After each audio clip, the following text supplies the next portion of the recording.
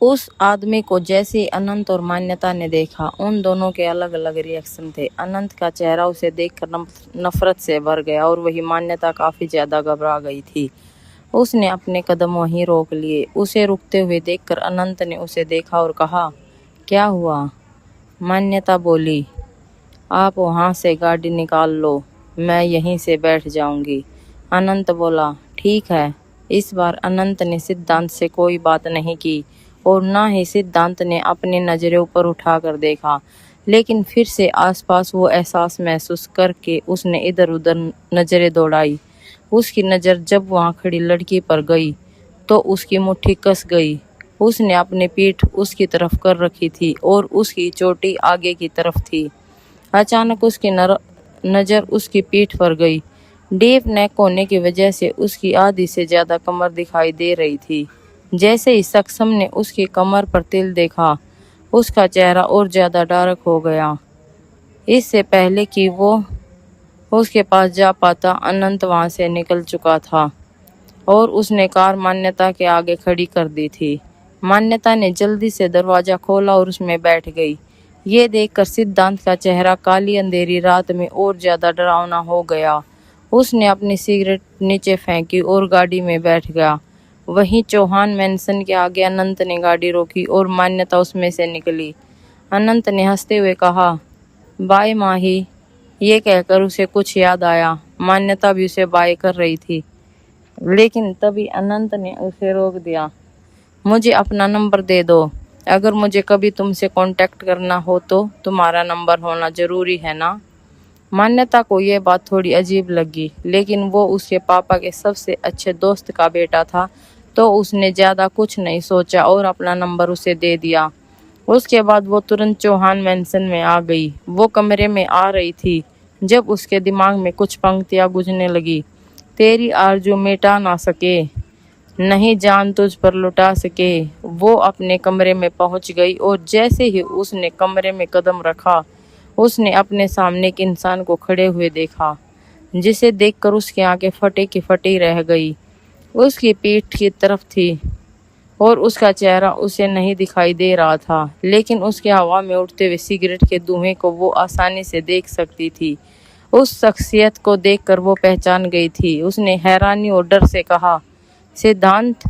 सिद्धांत ने जैसे ही उसकी आवाज़ सुनी, उसने सिगरेट खिड़की से बाहर फेंक दी और पीछे मुड़ गया। जैसे ही वो पीछे मुड़ा, एक तेज हवा का झोंका मान्यता के चेहरे से होकर गुजरा। उसे लगा कि जैसे कमरे का माहौल ठंडा हो गया हो।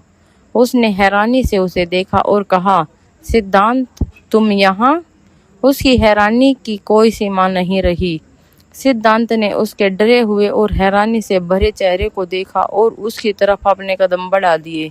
जैसे ही वो उसके पास पहुंचा, बिना किसी वार्निंग के उसने उसके चेहरे को पकड़ा और उसे किस कर दिया। मान्यता की आंखें खुली रह गई। वो उसके होठों को अपने होठों पर महसूस कर सकती थी। ऐसा लग रहा था जैसे वो इंसान उसमें कुछ खोज रहा था, लेकिन क्या, ये मान्यता खुद में नहीं जानती थी। उसे रोकने के लिए उसने उसकी चेस्ट पर हाथ रख दिए, लेकिन वो इंसान नहीं रुका, बल्कि वो बेदर्दी से उसे किस करता रहा। थोड़ी देर बाद वो उससे अलग हुआ और उसकी आंखों में देखते हुए बोला, माही चौहान कहूँ या फिर तुम्हें मान्यता चौहान कहूँ? जैसे ही मान्यता ने उसके मुंह से ये शब्द सुने, उसका चेहरा और ज्यादा डार्क हो गया। उसने मन ही मन कहा, क्या सिद्धांत को भी सच्चाई का पता लग गया? लेकिन उसने अपने चेहरे के एक्सप्रेशन को अपने दिल में ही हो रही हलचल से अलग रखा, बल्कि उसने हैरानी दिखाते हुए उसे एक थप्पड़ जड़ दिया। हैरानी की बात थी कि मान्यता के अंदर ये हिम्मत कहाँ से आई थी, उसे खुद भी नहीं पता था। लेकिन उसे बहुत गुस्सा आया था कि वो आदमी कैसे उसके कमरे में आ गया और उसे किस कर रहा था, जबकि उस आदमी की एक पत्नी और बच्चा था। जैसे ही सिद्धांत ने उसके चेहरे पर वो थप्पड़ पड़ा, उसका चेहरा डार्क हो गया, इतना डार्क कि मान्यता खुद भी घबरा गई। सिद्धांत ने उसकी नज़र तरफ देखा और उसे गले से पकड़ लिया। तुम्हारी इतनी हिम्मत कि तुमने मुझे थप्पड़ मारा? शायद तुम अपने औकात भूल गई हो। सिद्धांत के शब्द बिजली बनकर उसके ऊपर गिरे। मान्यता ने उसके हाथ को पकड़ा ताकि वो उसे अपने गले से हटा सके और धीरे से कहा, आप मेरे साथ ऐसा नहीं कर सकते, ठीक है? आप होते कौन हैं? मुझे मेरे कमरे में आकर किस करने वाले? क्या आपको शर्म नहीं है? आपकी तो एक पत्नी और एक बच्चा भी है। जैसे ही सिद्धांत ने उसकी बात सुनी, उसने उसके गले को छोड़ दिया। उसकी आंखों में एक उलझन की लकीर दिखाई दी। उसने कहा, बीवी और बच्चा? ये बात तो किसी को नहीं पता है। मान्यता ने उसकी तरफ देखा और कहा, आपको लगता होगा कि किसी को नहीं पता है, लेकिन ये बात सबको पता है, बस लोग आपसे कहने से डरते हैं। सिद्धांत ने कहा, जो बात है ही नहीं वो बात सबको कैसे पता है? जैसे ही सिद्धांत ने कहा, मान्यता ने हैरानी से उसे देखा। वो करीब आने लगा तो मान्यता पीछे हट गई और दीवार से लगकर खड़ी हो गई। उसने कहा, मिस्टर रायजादा, मेरे करीब आने की कोशिश मत कीजिएगा। आपको नहीं पता कि मैं क्या कर सकती हूँ। सिद्धांत उसके करीब आ गया और बोला, क्या कर सकती हो? बताओ मुझे। मेरी पर्सनल इन्फॉर्मेशन निकालने के अलावा तुम क्या क्या कर सकती हो मिस चौहान? क्या तुम मुझे बताओगी? वो ये कहते हुए झुकने लगा तो मान्यता ने जल्दी से उसके कंधों को पकड़ लिया। मिस्टर रायजादा, आप मेरे कमरे से बाहर निकले, वरना मैं पुलिस को कॉल करूंगी। जैसे ही मान्यता ने कहा, सिद्धांत के चेहरे पर एक शैतानी मुस्कान आ गई। उसने कहा, पुलिस? तुम्हें क्या लगता है पुलिस मेरा क्या बिगाड़ लेगी? मान्यता ने सिद्धांत के कंधों को जोर से पकड़ रखा था, इतनी जोर से कि उसके जो बड़े बड़े नाखून थे वो सिद्धांत के कंधों में अंदर तक चले गए थे। लेकिन सिद्धांत को मानो दर्द ही नहीं हो रहा था। उसने एकदम से उसे ऊपर उठा लिया और वहीं रखे सोफे पर पटक दिया। उसके बाद वो नीचे झुका और उसकी आंखों में देखते हुए बोला, तुम्हें क्या लगता है कि मैं तुम्हें पहचान नहीं पाया? अगर तुम्हें ऐसा लगता है तो फिर ये तुम्हारी गलतफहमी है। ये कहकर उसने पीछे पलट दिया उसे और उसके बालों को साइड में कर कर उसकी पीठ के उस तिल को देखा। उसे देखकर उसकी धड़कनें तेज हो गई। ये वही जगह थी जहां मान्यता के तिल था। उसने धीरे से हाथ उठाकर उसके तिल को छुआ और कहा, तुम मेरी हो मान्यता। तुम्हें क्या लगा था कि तुम अपने मरने का इतना अच्छा प्लान बनाओगी जो कि किसी को कानो कान खबर नहीं होगी? तुम क्या समझती थी कि मुझे पता नहीं लगेगा?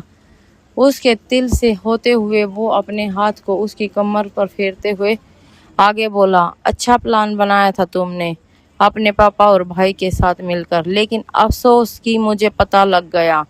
और अब देखो मैं उन दोनों के साथ क्या करता हूँ, बर्बाद कर दूंगा उन दोनों को, कहीं का नहीं छोड़ूंगा। मान्यता एकदम से पलटी और सिद्धांत की आंखों में देखते हुए बोली, मिस्टर रायजादा, आप पागल हो गए हैं? कैसी बहकी बहकी बातें कर रहे हैं? क्या एक दिन में ही माही चौहान से मैं आपकी पत्नी बन जाऊंगी?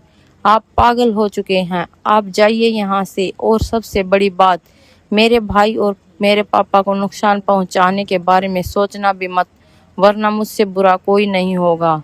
सिद्धांत उसकी तरफ झुका और उसके बहुत करीब आते हुए बोला, तुम्हें क्या लगता है कि मैं इतनी आसानी से सब कुछ छोड़ दूंगा? जिन्होंने मेरी आंखों में धूल झोंकने की कोशिश की है, तुम नहीं जानती कि मैं उनका क्या हाल करता हूँ। मान्यता ने उसे घूरते हुए कहा, आप जो भी करते हो मुझे उससे कोई लेना देना नहीं है, लेकिन आपकी हरकतें पागलपन वाली हैं। सिद्धांत के चेहरे पर एक मुस्कान आ गई, जैसे वो राक्षसों का देवता हो। मान्यता जानती थी कि उसने अपने दिल की धड़कनों को कैसे काबू में रखा हुआ था। वो बिल्कुल भी सिद्धांत के सामने कमजोर नहीं पड़ सकती थी, लेकिन अंदर ही अंदर बहुत ज्यादा घबराई हुई थी, क्योंकि उसे पता लग गया था कि सिद्धांत अब पूरी तरह से यकीन कर चुका था कि वो मान्यता ही थी। लेकिन वो फिर भी हार मानने को तैयार नहीं थी। सिद्धांत ने अपना हाथ आगे बढ़ाया और उसके चेहरे पर फेरते हुए कहा, छोड़ दो गुस्सा, मेरे पास आ जाओ वापस। जैसे ही सिद्धांत ने कहा, मान्यता की गर्दन अपने आप हिल गई। वो इस इंसान के साथ कभी भी वापस नहीं जाएगी, वो नरक झेलने के लिए।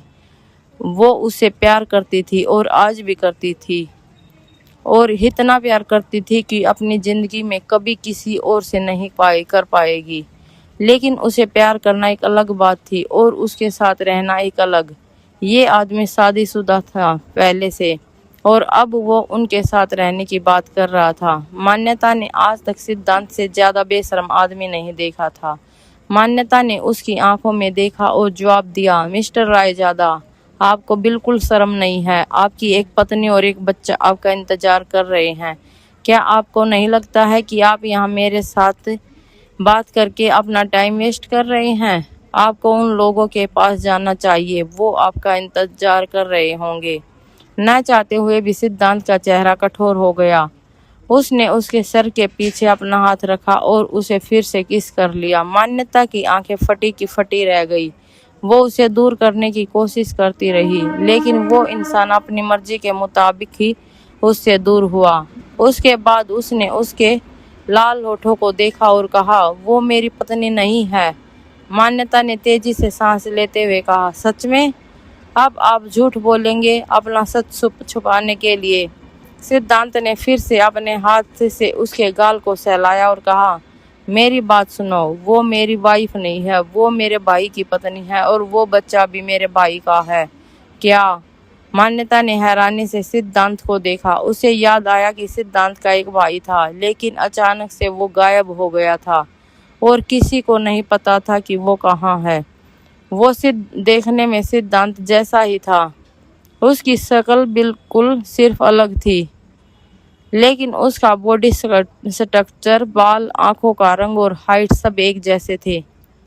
पीछे से देखने पर कोई भी उन्हें पहचान नहीं सकता था। उसके चेहरे के भाव देखकर सिद्धांत समझ गया कि वो मान्यता ही थी। हाँ, वो मान्यता थी और वो इस बात से गुस्से में थे कि उसकी एक पत्नी और एक बच्चा था और उसने उसे धोखा दिया था। सिद्धांत ने उसके बिखरे हुए बालों को ठीक किया और कहा, चलो अपने घर चलते हैं।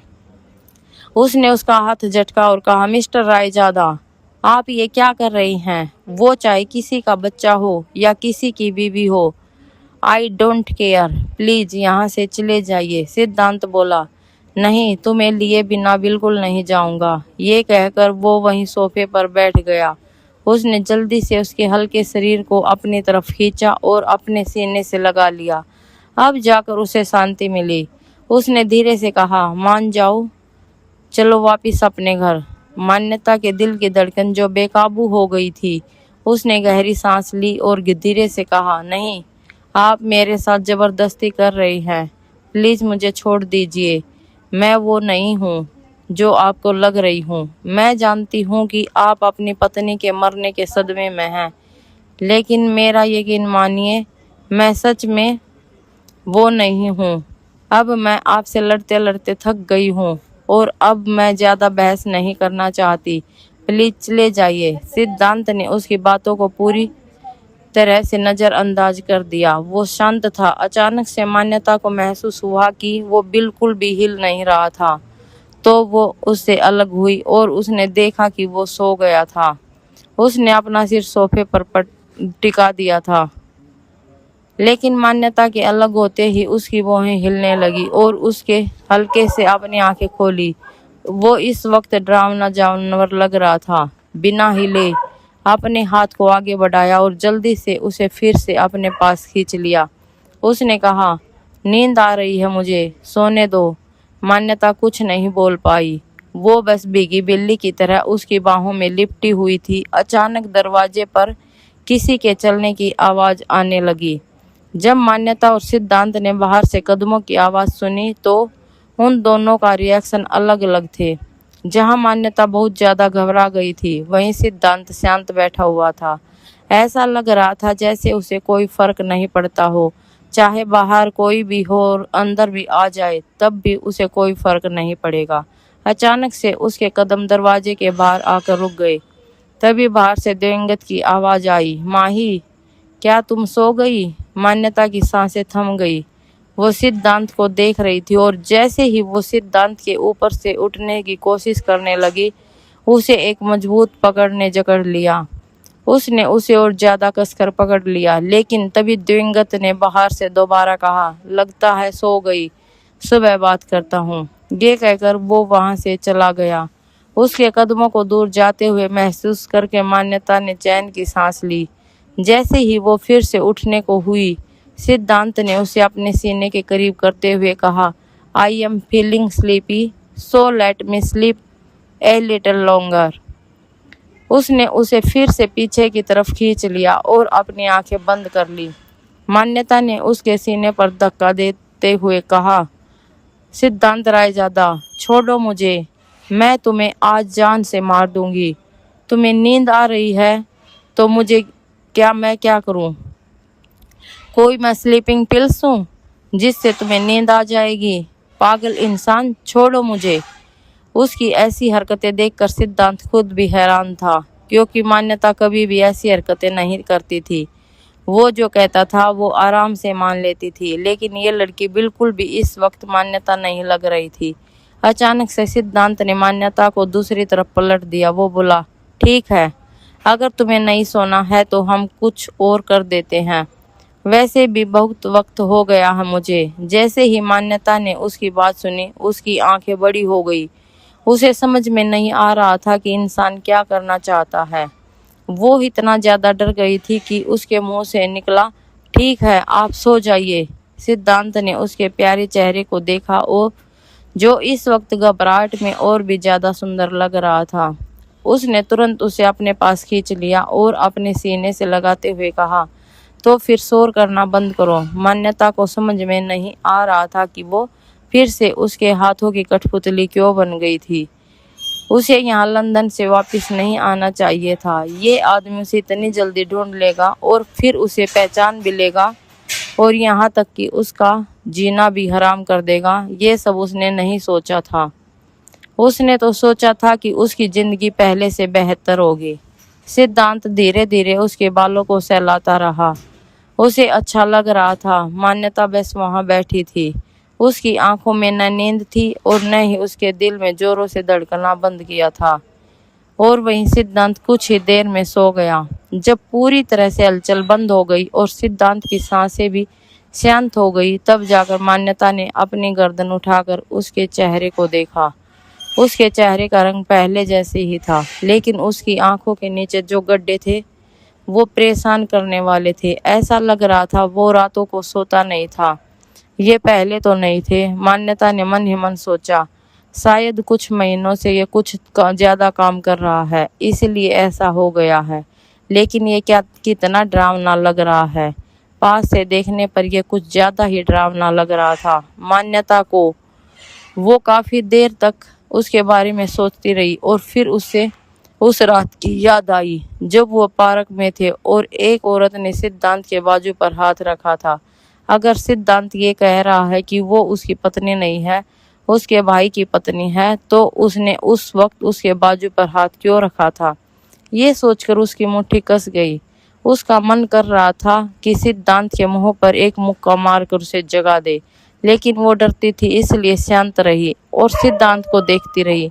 उसे समझ में नहीं आ रहा था कि अब क्या होगा, वो यहाँ से कैसे निकलेगा। वही वो ये सब सोचकर परेशान हो रही थी कि सिद्धांत आराम से सो रहा था। अब उसका दिमाग फटने को हो रहा था। लगभग 3 घंटे बीत गए। मान्यता को भी अब नींद आने लगी थी। वो सिद्धांत के पास से उठने की कोशिश करने लगी, लेकिन तभी सिद्धांत की आंखें खुल गई। उसने अपने पास मौजूद लड़की को देखा जो उसके पास से उठने की कोशिश कर रही थी। उसके बाद वो उसके आगे को झुका और उसने उसके होठों पर किस कर लिया। किस करने के बाद उसने उसे जल्दी ही छोड़ दिया और फिर उठ गया। अपने ब्लेजर को ठीक करते हुए उसने उसके चेहरे को देखा और कहा, चलो घर चलते हैं। जैसे ही मान्यता ने उसकी बात सुनी, वो सिकुड़ गई। उसने कहा, मैं आपके घर क्यों जाऊं? मैं अपने घर खुश हूं। सिद्धांत ने उसके सिर पर हल्का सा हाथ फेरा और कहा, ज्यादा स्मार्ट समझती हो खुद को? चिंता मत करो, जल्दी ही सबूत के साथ तुम्हें अपने साथ लेकर जाऊंगा। उस वक्त तुम मना नहीं कर पाओगी। मान्यता, सिद्धांत रायजादा, तुम अभी भी लीगली मेरी वाइफ हो, इसलिए बेहतर होगा जितनी जल्दी इस चीज को एक्सेप्ट कर लो उतना ही अच्छा होगा। ये कहकर वो दरवाजा खोलकर चला गया। मान्यता की सांसें थम गई थी। वो आज क्या करेगी अगर किसी ने उसे देख लिया? लेकिन सबसे ज्यादा परेशान करने वाली बात तो थी जो वो अभी कहकर गया था। उसने बाहर जाने की हिम्मत नहीं की। वो वहीं सिकुड़ कर बैठ गई। ये उसके साथ क्या हो रहा था, उसे खुद भी समझ में नहीं आ रहा था। आगे क्या सिद्धांत को मान्यता के घर वाले देखेंगे और आखिर मान्यता अब क्या करेगी सिद्धांत को दूर रखने के लिए।